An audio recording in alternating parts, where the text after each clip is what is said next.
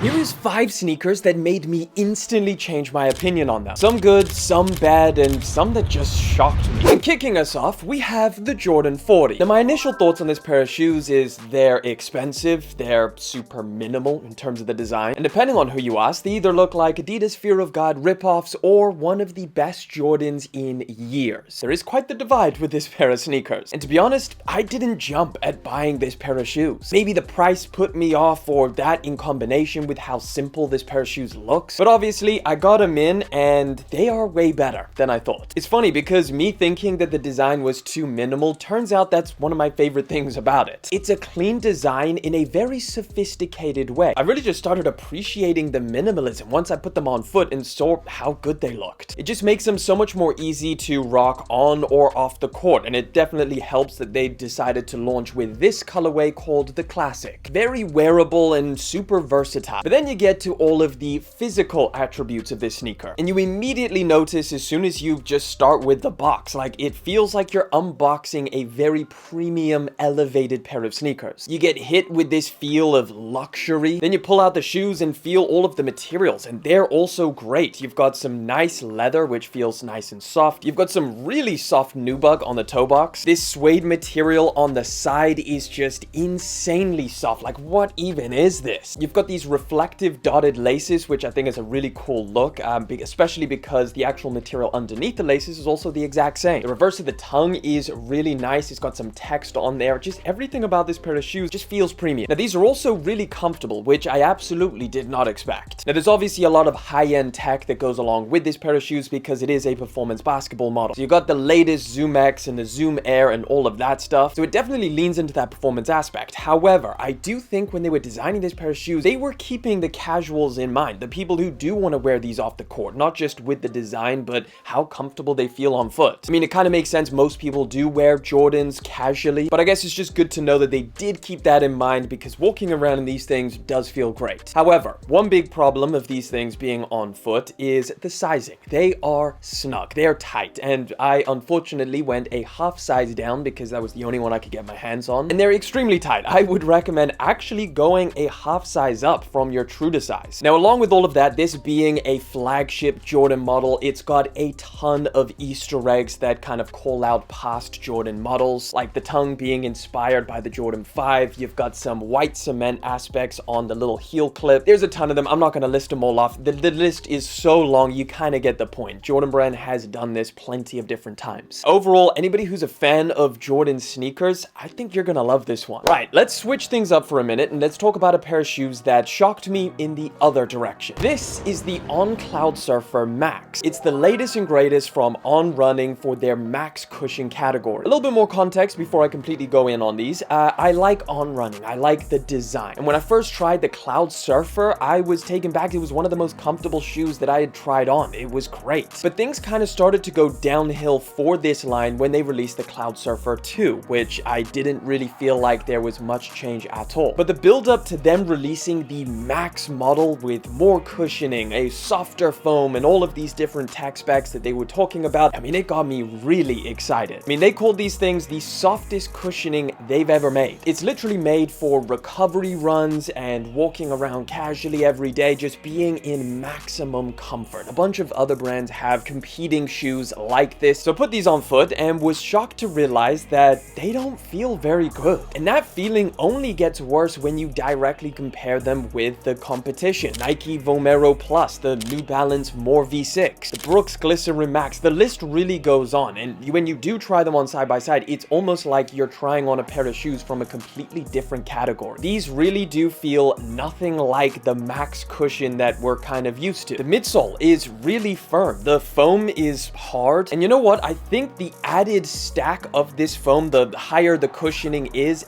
actually done this pair of shoes a disservice. On the regular Cloudsurfer, because there's less foam, the little holes that you see in the midsole compress easier, so you get a little bit more of that soft squishiness. But with here, you just get more of that not so soft foam, which doesn't give the same feeling. I genuinely think these feel less comfortable than the regular Cloudsurfer. And of course, I understand completely. Softer doesn't always necessarily mean more comfortable. Some people prefer something that has a little bit more softness, but this is a Max cushioning pair of shoes. I'm not entirely sure why they didn't add a softer foam, but that's what we got with the Cloudsurfer Max. But up next is the Nike Ava Rover. Now this one's really weird, and the shoe itself is also kind of weird. Now my first thoughts on these was I like the design, but very skeptical of these things being underwhelming. And now after getting them in, trying them out for a while, I do have to issue an apology to Nike. These things are great. The idea behind this pair of shoes is very simple. It's basically a lifestyle casual sneaker that uses their, I guess, flagship running shoe cushion. So it's got full-length React X foam, the same stuff that you find in the Pegasus 41, and I guess to some degree it would be a similar feel on foot. However, there's some modifications here. I even think that the React X feels a little bit softer, whether they did that by design or maybe it just has a little bit less responsiveness compared to the Pegasus 41. Regardless, it's soft, squishy, comfortable, which is exactly what you want for an everyday lifestyle sneaker like this. I guess while we're comparing it, it's also got a much flatter profile on the outsole, so you don't get that kind of rocker running sensation like a lot of the running shoes. Some people may prefer that, or some people may like the way that running shoes feel walking around casually. Regardless, the upper is where things start to get pretty weird. So it starts off by kind of blending this weird pixelated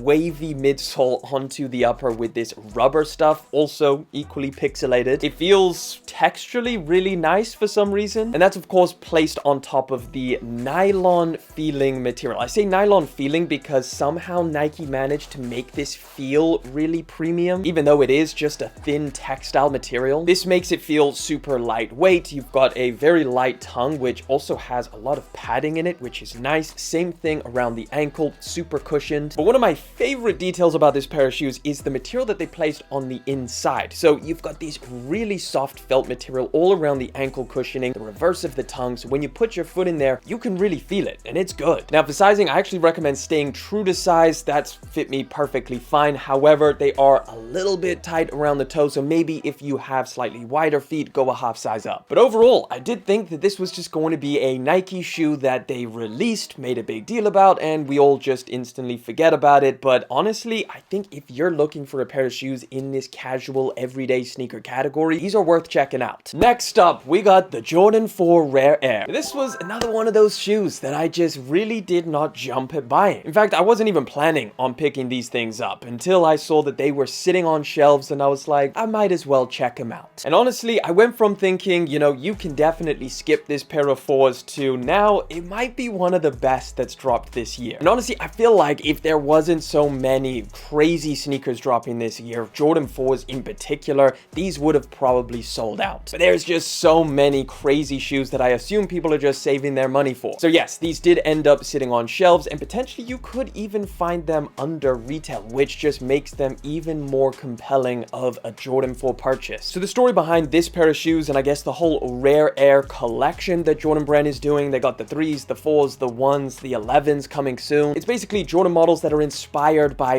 rare, sample, or I guess factory flawed Jordan shoes. So with a lot of the models, they've got like random little mismatched things, like the Jordan 3s have the upside down Nike Air branding. On here, it's a lot more subtle, and I think kind of plays into this in a really nice way, a very wearable way. For example, you got the mismatched red eye stay with the black. That's a little bit of a mistake. You've also got the upside down tongue patch. I mean, obviously you can correct it, just flip it around, but it comes shipped like that. It comes with a blue Nike tag on the side. Usually that is orange. I don't know if we've ever seen a blue one. Oh, the box that it comes in is also pretty special. That's like the Michael Jordan face box, which is something that all Jordans used to come with back in the day. Now, another really interesting thing about this pair of shoes is that the patch on the tongue is removable. So it's a little Velcro piece, and underneath you'll reveal the Jordan Rare Air text. Now, that's something that's actually on the Undefeated 4s, which are going to be dropping, well, literally a few days now. But they kind of did like a little weird scavenger hunt thing where some of the pairs are going to have